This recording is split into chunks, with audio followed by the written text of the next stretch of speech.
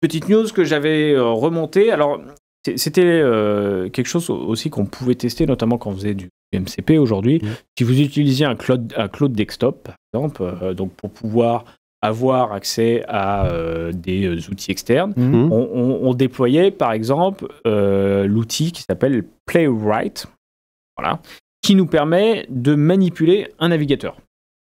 Donc là, moi, quand je faisais la démo, je disais, bah, tiens, regardez, avec le desktop, je peux les réserver sur Airbnb, parce que j'avais le serveur MCP d'Airbnb, comprendre comment il allait interagir avec les fonctionnalités du site. Mais pour faire ça, il allait sur le navigateur.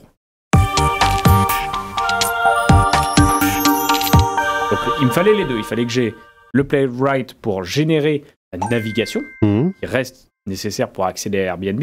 Et derrière, il fallait que j'ai le connecteur MCP pour comprendre les fonctionnalités d'Airbnb et qu'en langage naturel, enfin en fonctionnement LLM, il sache comment utiliser le search, les filtres, etc. Donc les deux étaient nécessaires.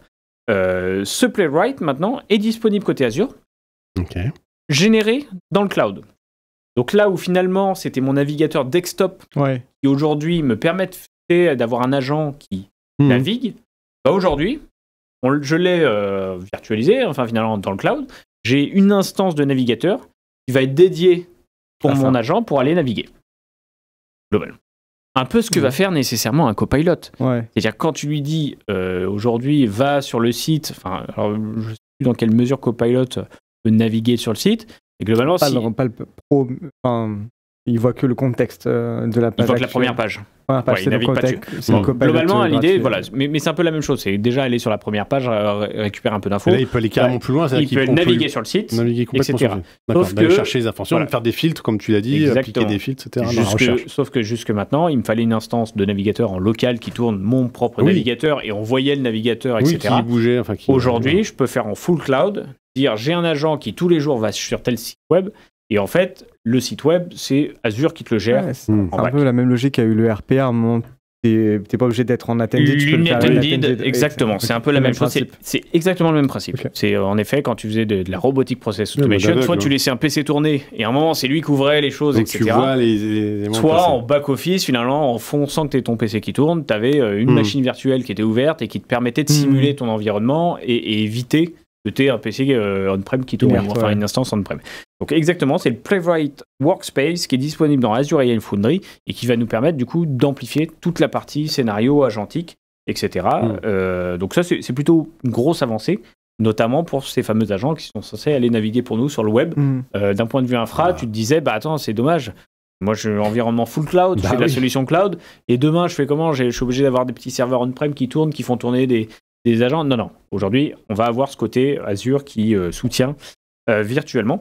Donc ça, c'est plutôt très intéressant d'un point de vue avancé. Exactement, donc côté AI Foundry. Et le dernier sujet que je voulais évoquer, alors j'aime bien toujours regarder un peu ce qui se fait en avancée, côté Microsoft Research, vous le savez.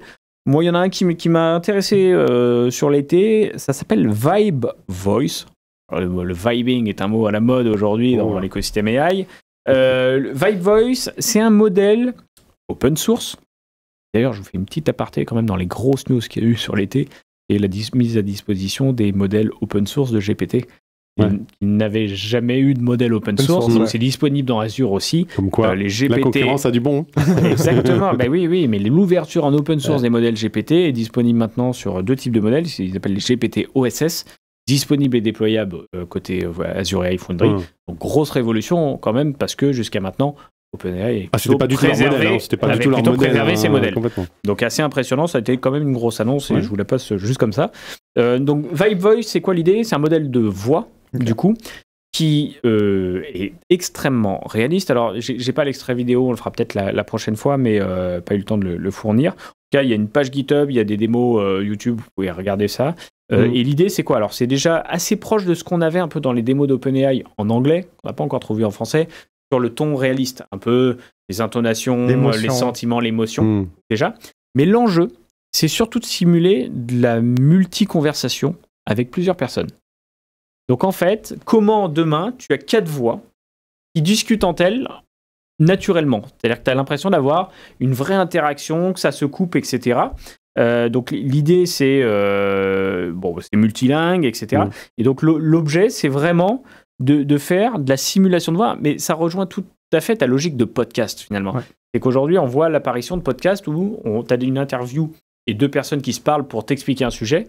Bah là, Microsoft Research va plus loin dans l'interaction où, typiquement, on voudrait faire un épisode des Têtes dans le Cloud. Ça, on va parler de ça. Avec nos voix, 4 personnes et le même ton naturel qu'on a de se couper, de s'interrompre, etc. C'est Vibe Voice, il te faut.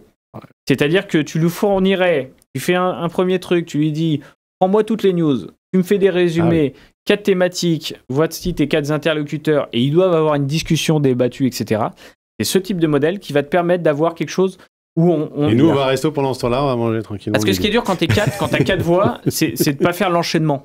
Pas juste je parle puis il parle. Non, on est 4. Antoine il est en train de rêver derrière, il fait il n'y aura pas de problème des micros. C'est ça. Exactement. Et non, mais sera intéressant à tester. Donc, c'est sur GitHub, c'est open source. Je vous encourage à le tester si vous avez l'occasion. Mais typiquement, toujours dans cette logique podcast, notamment, où on pourrait imaginer même sur des fins de formation, tout comme ça, pour voir de la simulation. Mais même au niveau des influenceurs, c'est de plus en plus le cas. On commence à avoir quand même, notamment en Asie, des influenceurs qui ne sont pas du tout réels virtuels, entre eux. Il y a plusieurs influenceurs. Donc là, ils ont poussé l'exercice d'aller faire ce côté table ronde, simulation d'une table ronde, naturelle, c'est ça l'enjeu. C'est pas juste j'enchaîne des voix, elles sont bien, mais on voit que c'est pas naturel.